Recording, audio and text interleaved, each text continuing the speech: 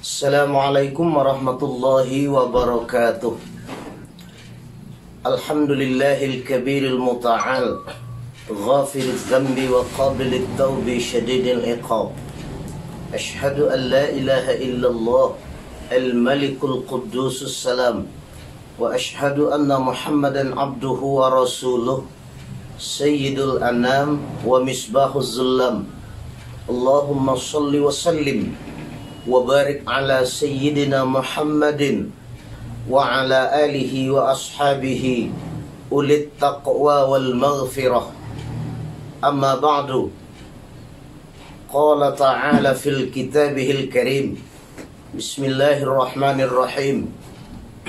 Summa awrasnal kitaba alladhina astafayna min ibadina faminhum zalimun linafsih wa minhum muqtasid wa minhum sabiqun bil khairati biiznillah. Dzalika huwal fadlul kabir. Shadaqallahul azim.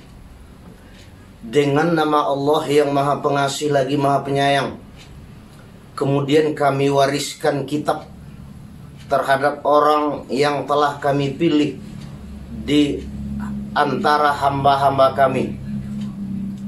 Ada di antara mereka yang zalim bagi dirinya, dan ada di antara mereka yang hidupnya sederhana, dan ada di antara mereka yang berlomba dengan kebaikan. Itu adalah karunia Allah. Itu adalah karunia Allah yang besar. Maha benar Allah dengan segala firman-Nya. Kaum muslimin, kaum muslimat, hadirin hadirat yang berbahagia, segenap lafaz puja dan puji serta rasa syukur kita hanya tercurah kepada Allah yang satu. Allah tempat berlindung, Allah tempat memohon dari segala urusan atau pekerjaan kita, dengan mengucapkan alhamdulillahirabbil alamin. Mudah-mudahan segala urusan dan aktivitas kita diberikan oleh Allah keberkahannya dimanapun kita berada. Kemudian selawat beriringan salam. Kita tidak lupa mendoakan kepada Allah yang Maha Kuasa agar disampaikan buat ruh Nabi kita serta arwah keluarga dan para sahabat Nabi, yakni Allahumma salli ala sayyidina Muhammad wa ala alihi wa ashabihi ajma'in. Kaum muslimin dan kaum muslimat yang dirahmati Allah, termasuk yang paling pokok yang layak untuk kita syukuri sesuai dengan situasi dan kondisi saat kini adalah kita telah diberikan oleh Allah rahmat nikmat, sehingga terhindar kita dari apa yang kita khawatirkan saat ini, terutama dengan wabah corona yang sedang menimpa dunia saat ini.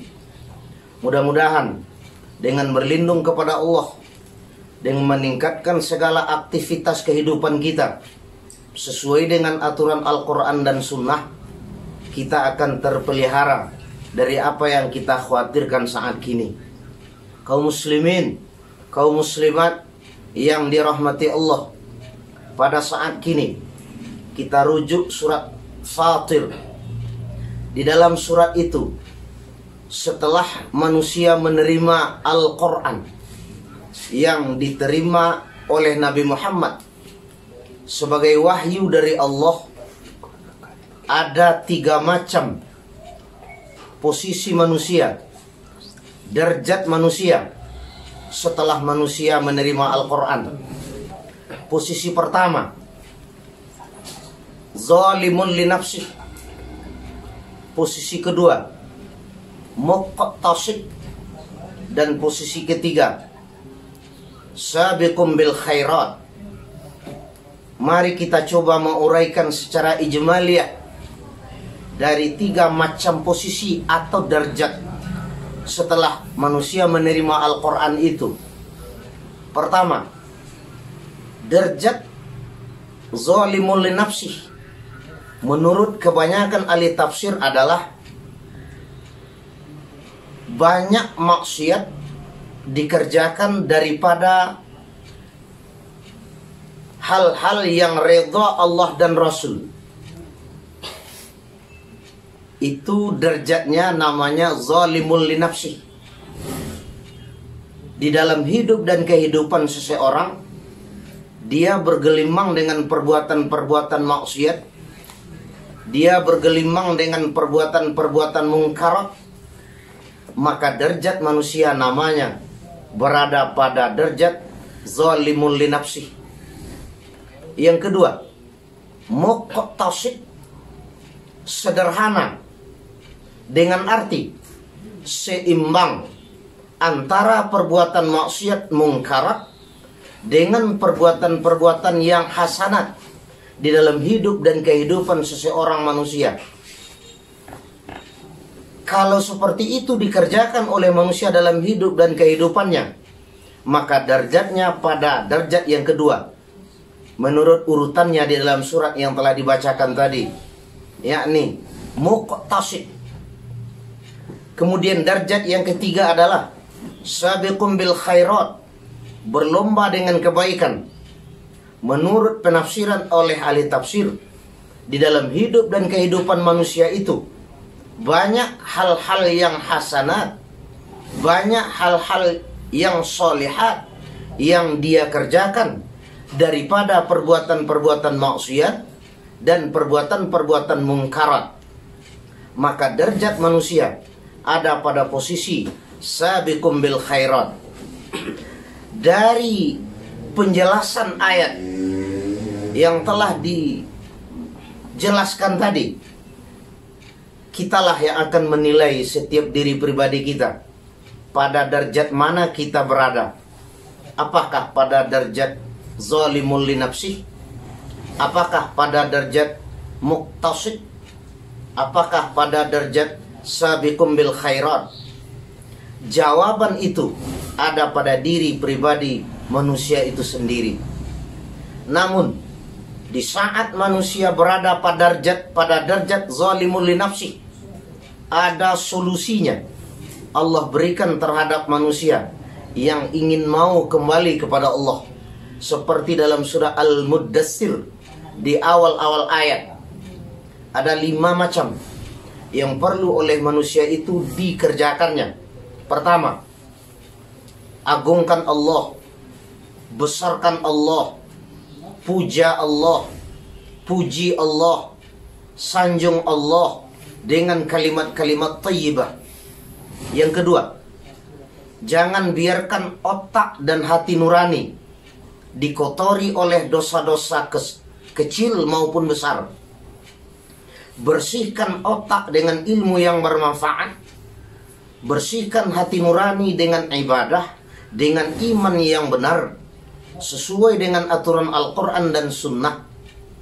Yang ketiga, bersihkan pakaian zahir, mulai dari ujung ampu kaki sampai ujung rambut. Itu adalah perhiasan untuk diri manusia, dan ditutup kebanyakannya oleh pakaian.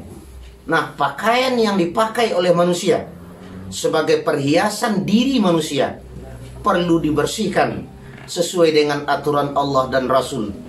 Kemudian yang keempat adalah jauhi perbuatan-perbuatan dosa, mulai dari dosa kecil apalagi dosa besar.